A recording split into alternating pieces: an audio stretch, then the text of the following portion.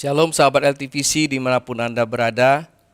Pada hari ini kita memperingati kebangkitan Tuhan Yesus. Dan saat yang indah ini kita akan sharing sedikit mengenai seri kedua daripada nasihat untuk mendapatkan hikmat.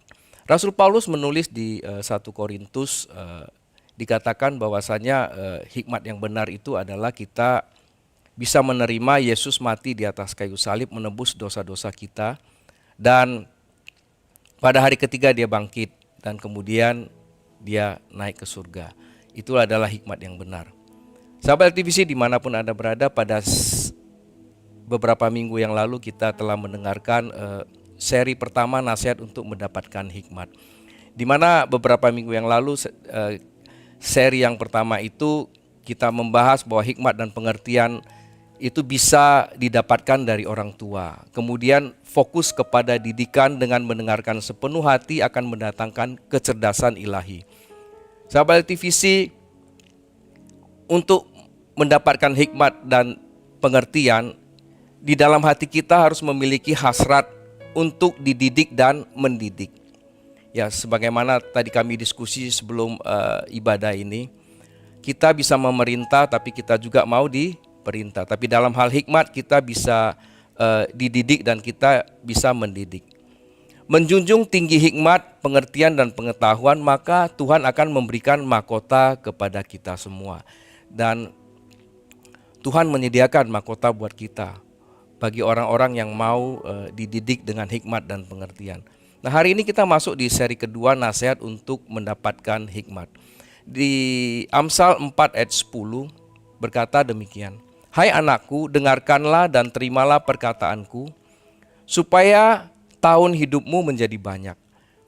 Ternyata umur panjang itu ada kaitannya dengan mendengarkan dan melakukan perkataan orang tua dan juga firman Tuhan. Jadi kesehatan itu bukan hanya didapat dari olahraga, menjaga makanan kita, kemudian kita tidur teratur, ya. Firman Tuhan mencatat mendengarkan dan melakukan firman Tuhan, menghormati ayah ibu itu juga bisa membuat kita panjang umur. Jadi kita minum vitamin itu tidak salah, ya sahabat LTVC, tetapi Tuhan katakan ya kita mendengarkan dan melakukan firman Tuhan, menghormati ayah ibu itu juga salah satu cara membuat kita panjang umur. Nah, dalam dunia modern ini tentu perkembangan ilmu kedokteran dan obat-obatan dan vitamin tidak dapat kita pungkiri, ya. Ada banyak suplemen yang bisa membuat kita awet muda, ya. Walaupun usianya sudah 50 60 tapi kita masih kelihatan muda. Sering kita bisa lihat di di medsos, ya, ada iklan-iklan yang diberikan.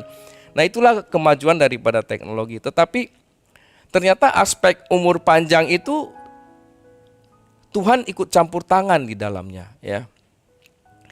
Oleh sebab itu betapa pentingnya firman Tuhan bagi kesehatan kita, ya. Menjaga kesehatan lewat olahraga, minum vitamin dan sebagainya, yaitu sebagai tambahan, ya sahabat LTVC. Kita diberikan umur yang panjang oleh Tuhan, tentunya Tuhan mau memakai kita untuk melakukan hal-hal yang memuliakan nama Tuhan, ya. Nah, sekarang kita tinggal pilih. Mau hanya minum vitamin, olahraga, istirahat, dan lainnya. Atau kita mau menerima firman Tuhan, mendengarkan nasihat orang tua, menghormati orang tua. Tentunya pilihan itu ada di tangan kita.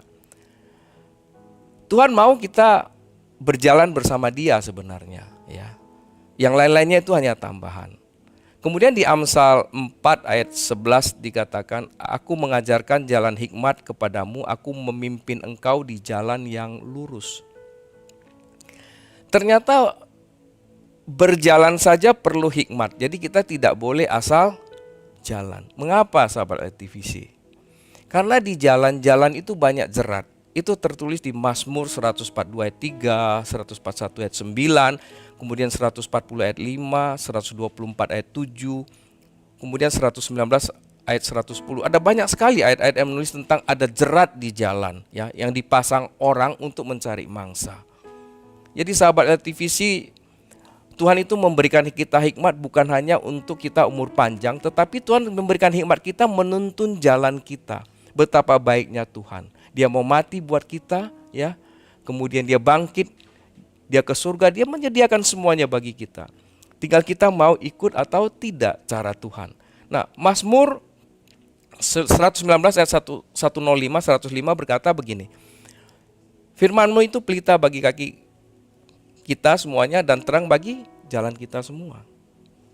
Jadi firman Tuhan itu adalah sebenarnya penuntun jalan supaya kita tidak masuk kepada jerat-jerat orang jahat, ya. Nah, jelas sekali di Mazmur 91 ayat 3 berkata, sungguh dialah yang akan melepaskan engkau dari jerat penangkap burung dan dari penyakit sampar yang busuk. Jadi hidup kita ini memang dari usia, kemudian dari perjalanan hidup kita semua diatur oleh Tuhan. Jalan hikmat itu adalah jalan yang mau dipimpin oleh Tuhan. Nah, saya tanya kembali kepada semua sahabat LTVC, seberapa kita mau dipimpin oleh Tuhan jalan hidupnya? Tentu itu bukan hal yang mudah, ya, jujur bukan hal yang mudah, karena kita harus sinkron dengan jalannya Tuhan. Perlu kerendahan hati untuk mau sinkron dengan jalannya Tuhan. Perlu hikmat dan pengertian, dan kita perlu belajar untuk memahami petunjuk Tuhan. Kadang-kadang Tuhan itu mengajari kita lewat berbagai macam cara yang ajaib, kadang-kadang kita tidak mengerti, ya. Kita bisa melihat bangsa Israel yang mengatakan, Musa mengatakan kepada Tuhan, kalau engkau tidak berjalan di depan, kami tidak mau jalan. Itu pun banyak masalah. Apalagi kita jalan sendiri, Bapak Ibu. Yang Tuhan di depan aja ada banyak masalah. Kalau kita jalan sendiri, suka-suka kita mau ke kanan, ke kiri, mau kemana, ya jeratnya ya tentu banyak, ya. Yang bersama Tuhan aja ada masalah. Kemudian Amsal 4 ayat 12 berkata, bila engkau berjalan, langkahmu tidak akan terhambat. Bila engkau berlari, engkau tidak akan tersandung. Wah, ini dahsyat sekali, sahabat LTVC. Tuhan memberikan hikmat kita bagaimana cara kita menempuh hidup ini, berjalan di sepanjang hidup kita. Dan dikatakan pada saat kita berjalan, langkah kita tidak terhambat. Saya yakin sahabat LTVC paling tidak suka kalau misalnya lagi usaha terhambat, ya kan? Karir terhambat, ya kan? Anak-anak kita sekolahnya terhambat. Apapun yang kita kerjakan selalu ada hambatan, pasti tidak suka. Tetapi firman Tuhan katakan, Amsal 4 ayat 12 ini, bila engkau berjalan, langkahmu tidak akan terhambat. Itu luar biasa sekali, artinya mulus, ya. Coba renungkan sahabat LTVC, renungkanlah, ya. Apabila tidak ada hikmat Tuhan, maka kita mau andalkan hikmat siapa? Firman Tuhan ini luar biasa.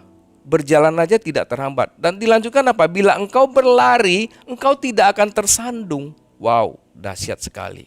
Dahsyat sekali, dahsyat sekali, ya. Hikmat Tuhan itu memimpin langkah kita supaya kita berjalan seperti di jalan bebas hambatan. Kalau firman ini kita baca, ini luar biasa sekali. Artinya Tuhan itu sayang sama kita. Dia tidak mau kita masuk ke dalam apa? Perangkap-perangkatnya si jahat. Karena si jahat itu menyediakan perangkap buat orang-orang percaya, ya. Nah, dari ayat 12 tadi, Amsal 4 ayat 12, ternyata ada dua hal yang perlu kita perhatikan, ya. Berjalan dan berlari. Jujur ya, ini bicara ritme, sahabat LTVC. Kadang gini, Tuhan suruh kita berjalan, kita maunya berlari. Tuhan kita suruh kita berlari, kita maunya berjalan. Ritmenya nggak sama. Jadi sahabat LTVC yang dikasihi Tuhan, kita perlu perhatikan ritme kita bersama dengan Tuhan, ya. Ya waktu berjalan ya berjalan. Jadi waktu berlari ya kita lari aja. Tuhan pasti tuntun kita kan. Asal jangan Tuhan suruh kita lari, kita jalan. Itu kebalikannya, ya. Kita tidak ketemu ritmenya Tuhan, ya.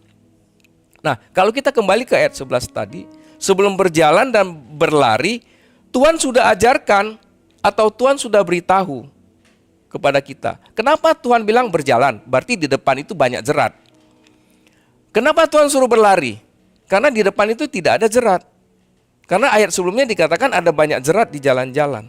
Ini luar biasa sekali. Jadi umur panjang, jalan kehidupan kita semua Tuhan bisa berikan hikmat ketika Amsal 4 ayat 13. Berpeganglah pada didikan, janganlah melepaskannya. Peliharalah dia, karena dialah hidupmu. Kata pegang dan pelihara, ini luar biasa sekali. Masih ingat Tuhan Yesus memberikan perumpamaan tentang seorang penabur? Ada yang menabur tetapi ada yang mencuri. Kalau kita biarkan. Kemudian pada saat ada yang menabur, kalau kita tidak pelihara, tidak bisa tumbuh, ya. Jadi artinya apa? Hikmat yang Tuhan berikan kepada kita itu harus dipegang, dihargai, dan ditempatkan di tempat yang layak. Demikian juga dipelihara, artinya apa? Agar bisa kita hidupin hikmat itu, sehingga kita bisa berbuah-buah lebat dalam kehidupan kita. Bukankah itu yang Tuhan mau, sahabat LTVC? Saya kira itu yang Tuhan mau, ya. Kita lanjut ayat ke-14 dan 15. Janganlah menempuh jalan orang fasik, dan janganlah mengikuti jalan orang jahat. Jauhilah jalan itu, janganlah melaluinya. Menyimpanglah daripadanya dan jalanlah terus. Walaupun kita sudah berjalan dengan hikmat dan berjalan sesuai dengan ritmenya Tuhan, tapi di sini dikatakan, janganlah menempuh jalan orang fasik. Kadang-kadang kita bisa salah pilih jalan. Artinya di ayat ini kita bisa salah pilih jalan. Kenapa kita bisa salah pilih jalan, sahabat LTVC? Karena ada banyak godaan. Karena jalan di sana kelihatannya enak, kayak seperti gampang aja deh ilustrasinya. Di sini kok tidak banyak restoran ya jalannya ya. Jalan yang di sebelah sana kok banyak restoran, terus ada yang kelap-kelip, ada cahaya, kelihatan orang sana happy-happy semua. Nah, itulah godaan-godaan yang sering terjadi. Kita diminta belok ke jalan yang memang tidak Tuhan suruh. Ya, kalau lebih simpelnya lagi, godaan-godaan sekarang ya kita digoda banyak hal. Bisa digoda dengan obat-obatan terlarang, pergaulan bebas, kemudian nonton film porno, dugem, macam-macam ya. Nah, ayat ini mengingatkan kita ada banyak jalan, tetapi kita harus pilih jalan Tuhan.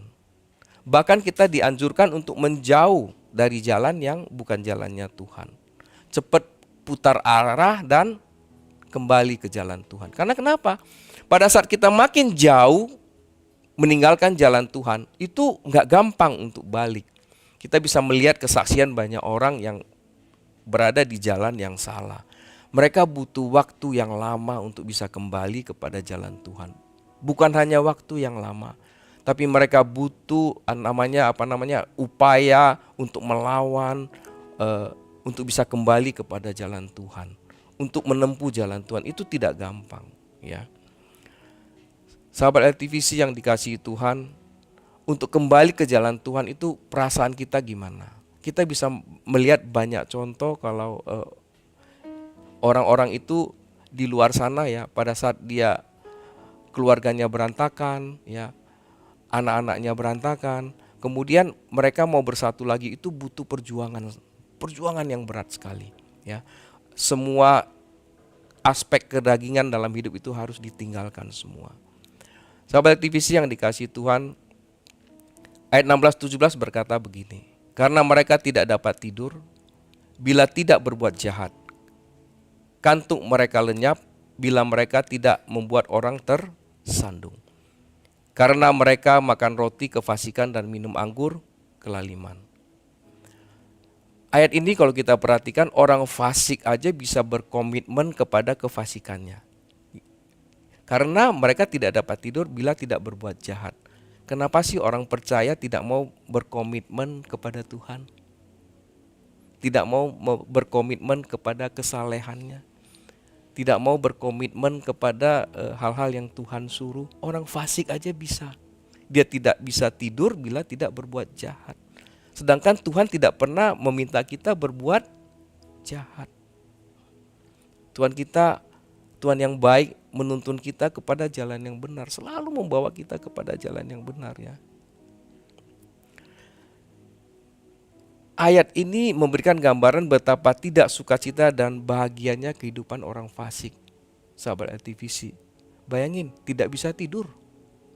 Coba sahabat LTVC tidak bisa tidur. Coba renungkan. Besok bangun mau kerja gimana? Besok bangun mau melakukan aktivitas gimana? Nggak ada semangat, iya kan?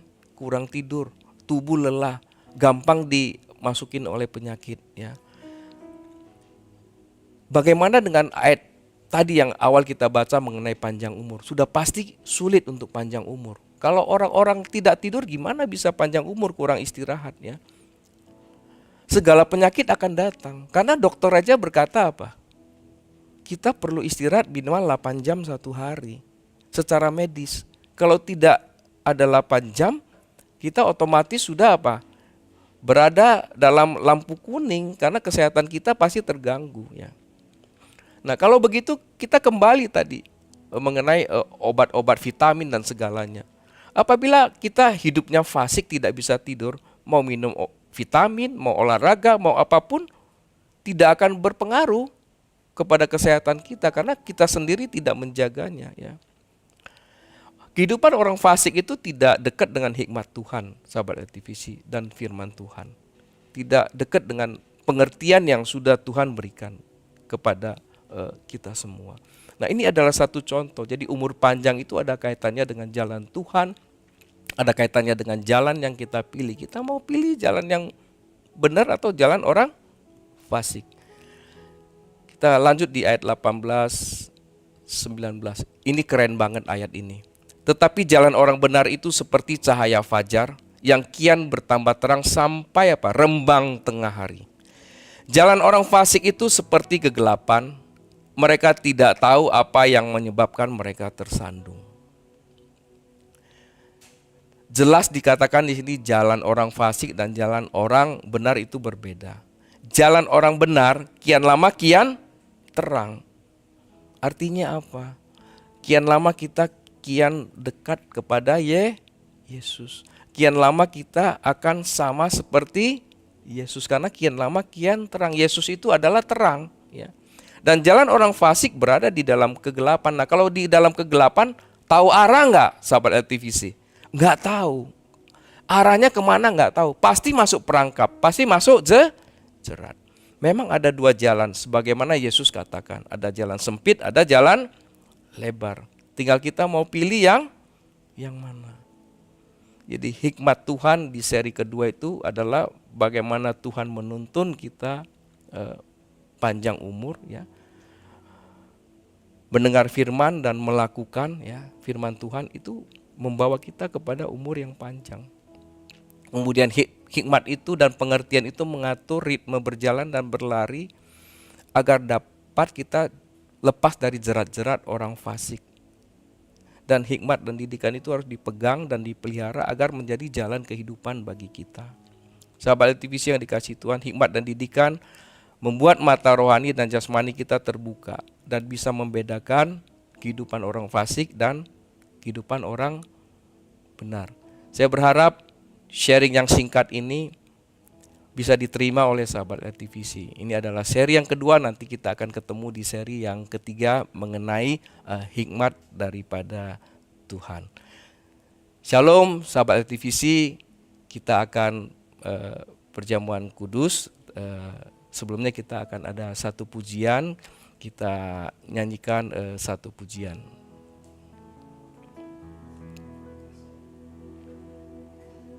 So